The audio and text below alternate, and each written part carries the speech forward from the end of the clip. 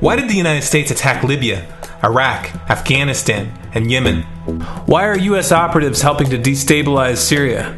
And why is the United States government so intent on taking down Iran, in spite of the fact that Iran has not attacked any country since 1798? And what's next?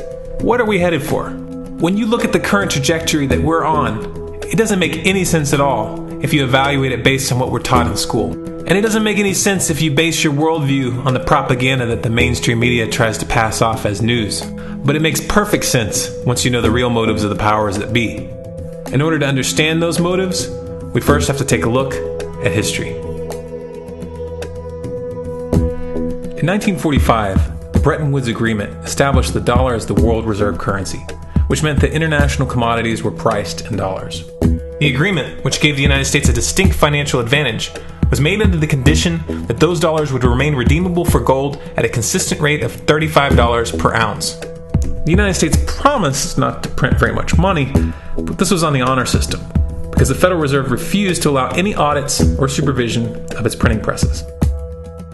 In the years leading up to 1970, expenditures in the Vietnam War made it clear to many countries that the U.S. was printing far more money than it had in gold. And in response, they began to ask for their gold back. This, of course, set off a rapid decline in the value of the dollar. The situation climaxed in 1971 when France attempted to withdraw its gold and Nixon refused. On August 15th, he made the following announcement. I have directed the Secretary of the Treasury to take the action necessary to defend the dollar against the speculators. I have directed Secretary Connally to suspend temporarily the convertibility of the dollar into gold or other reserve assets, except in amounts and conditions determined to be in the interest of monetary stability and in the best interest of the United States. This was obviously not a temporary suspension, as he claimed, but rather a permanent default. And for the rest of the world who had entrusted the United States with their gold, it was outright theft. In 1973, President Nixon asked King Faisal of Saudi Arabia to accept only U.S. dollars as payment for oil and to invest any excess profits in U.S. Treasury bonds, notes, and bills. In return, Nixon offered military protection for Saudi oil fields. The same offer was extended to each of the world's key oil-producing countries, and by 1975, every member of OPEC had agreed to only sell their oil in U.S. dollars. The act of moving the dollar off of gold and tying it to foreign oil instantly forced every oil-importing country in the world to start maintaining a constant supply of Federal Reserve paper. And in order to get that paper, they would have to send real physical goods to America. This was the birth of the petrodollar. Paper went out, everything America needed came in, and the United States got very, very rich as a result. It was the largest financial con in recorded history.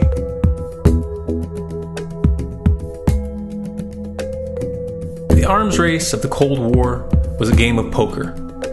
Military expenditures were the chips, and the U.S. had an endless supply of chips. With the petrodollar under its belt, it was able to raise the stakes higher and higher, outspending every other country on the planet, until eventually U.S. military expenditures surpassed that of all other nations in the world combined. The Soviet Union never had a chance. The collapse of the communist bloc in 1991 removed the last counterbalance to American military might. The United States was now an undisputed superpower with no rival.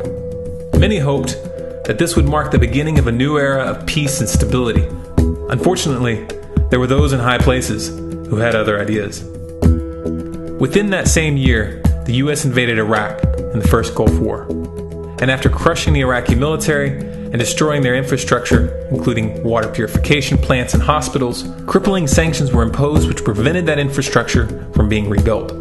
These sanctions, which were initiated by Bush Sr. and sustained throughout the entire Clinton administration, lasted for over a decade and were estimated to have killed over 500,000 children. The Clinton administration was fully aware of these figures. We have heard that 500,000 children have died. I mean, that's more children than died in Hiroshima. And you know, is the price worth it? I think this is a very hard choice, but we think the price is worth it. Miss Albright, what exactly was it that was worth killing 500,000 kids for? In November of 2000, Iraq began selling its oil exclusively in euros. This was a direct attack on the dollar and on U.S. financial dominance, and it wasn't going to be tolerated. In response, the U.S. government, with the assistance of the mainstream media, began to build up a massive propaganda campaign claiming that Iraq had weapons of mass destruction and was planning to use them. In 2003, the U.S. invaded, and once they had control of the country, oil sales were immediately switched back to dollars. This is particularly notable due to the fact that switching back to the dollar meant a 15 to 20% loss in revenue due to the euro's higher value. It doesn't make any sense at all unless you take the petrodollar into account. So I came back to see him a few weeks later, and by that time we were bombing in Afghanistan. I said, "Are we still going to war with Iraq?" And he said, "Oh, it's worse than that." He said, he reached over on his desk, he picked up a piece of paper, he said, I just got this down from upstairs, meaning the Secretary of Defense's office today, and he said, "This is a memo that describes how we're going to take out 7 countries in 5 years, starting with Iraq, and then Syria, Lebanon, Libya, Somalia, Sudan, and finishing off Iran. Let's take a look at the events of the past decade and see if you see a pattern. In Libya, Gaddafi was in the process of organizing a bloc of African countries to create a gold-based currency called the dinar, which they intended to use to replace the dollar in that region. US and NATO forces helped destabilize and topple the Libyan government in 2011, and after taking control of the region, US armed rebels executed Gaddafi in cold blood and immediately set up the Libyan central bank.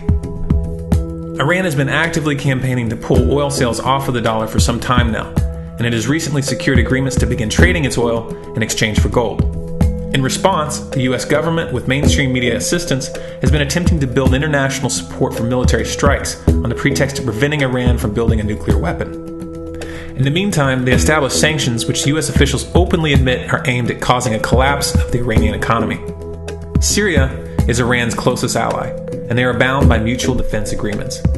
The country is currently in the process of being destabilized with covert assistance from NATO, and though Russia and China have warned the United States not to get involved, the White House has made statements within the past month indicating that they are considering military intervention.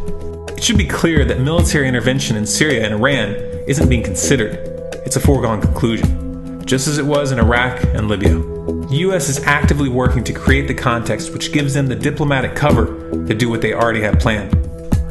The motive for these invasions and covert actions becomes clear when we look at them in their full context and connect the dots. Those who control the United States understand that even if a few countries begin to sell their oil in another currency, it will set off a chain reaction and the dollar will collapse.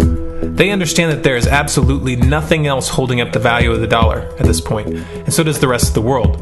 But rather than accepting the fact that the dollar is nearing the end of its lifespan, the powers that be have made a calculated gambit.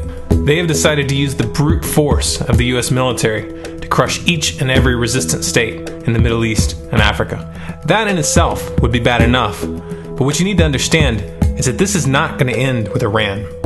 China and Russia have stated publicly and on no uncertain terms that they will not tolerate an attack on Iran or Syria. Iran is one of their key allies, one of the last independent oil producers in the region, and they understand that if Iran falls, then they will have no way to escape the dollar without going to war. And yet the United States is pushing forward in spite of the warnings. What we are witnessing here is a trajectory that leads straight to the unthinkable. It's a trajectory that was mapped out years ago in full awareness of the human consequences. But who was it that put us on this course? What kind of psychopath is willing to intentionally set off a global conflict that will lead to millions of deaths just to protect the value of a paper currency? It obviously isn't the president.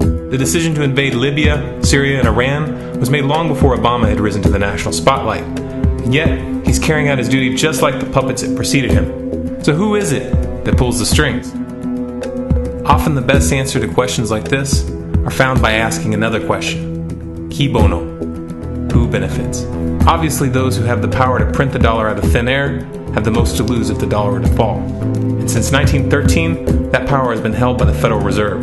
The Federal Reserve is a private entity owned by a conglomerate of the most powerful banks in the world. And the men who control those banks are the ones who pull the strings. To them, this is just a game. Your life and the lives of those you love are just pawns on their chessboard. And like a spoiled 4-year-old who tips the board onto the floor when they start to lose, the powers that be are willing to start World War III to keep control of the global financial system. Remember that when these wars extend and accelerate. Remember that when your son or your neighbor's son comes back home in a flag-draped coffin. Remember that when they point the finger at the new boogeyman, because the madmen who are running this show will take this as far as you allow them to. So how much time do we have left? It's a question I hear constantly, but it's the wrong question. Asking how much time we have left is a passive posture. It's the attitude of a prisoner who's waiting to be taken out to a ditch and shot in the back of the head. What are our chances? Can we change course? Also the wrong question. The odds don't matter anymore. If you understand what we're facing, then you have a moral responsibility to do everything in your power to alter the course that we're on, regardless of the odds. It's only when you stop basing your involvement on the chances of success that success actually becomes possible. To strip the ill-begotten power from the financial elites and to bring these criminal cartels to justice will require nothing less than a revolution. The government is not going to save us. The government is completely infiltrated and corrupt to the core. Looking to them for a solution at this point is utterly naive. There are 3 stages of revolution, and they are sequential. Stage 1 is already underway. Stage 1 is the ideological resistance. In this stage, we have to actively work to wake up as many people as possible about what is happening and the direction we're headed. All revolutions originate from a shift in the mindset of the population, and no other meaningful resistance is possible without it. Success in this stage of the game can be measured by the contagion of ideas. When an idea reaches critical mass, it begins to spread on its own and seeps into all levels of society. In order to achieve that contagion, we need more people in this fight. We need more people speaking out, making videos, writing articles, getting this information onto the national and international stage. And we especially need to reach the police and the military. Stage 2 is civil disobedience, also known as nonviolent resistance. In this stage, you put your money where your mouth is, or more accurately, you withhold your money and your obedience from the government, and you do everything in your power to bring the gears of the state to a halt. Practiced in mass, this method alone is often enough to bring a regime to its knees. However, if you fail at this stage, Stage 3 is inevitable. Stage 3 is direct physical resistance. Direct physical resistance is the last resort, and it should be avoided and delayed as long as possible, and it should only be invoked after all other options have been thoroughly exhausted. There are those who talk tough and claim that they will resist when the time comes, but what those people fail to realize is that if you are inactive during the first 2 stages and save your efforts for the last resistance, then you will fail. When the Nazis were moving door to door, dragging people out of their homes in Germany, that was the time to fight back physically. But due to the lack of ideological resistance and civil disobedience leading up to that moment, even an armed uprising would have likely failed at that point. An armed uprising can only succeed if the people have established an attitude of active resistance. And active resistance is only possible after their minds have broken free from the mainstream propaganda. If you want to fight back, it's now or never. You're not going to get another chance, and the stakes are far higher than they were in Nazi Germany.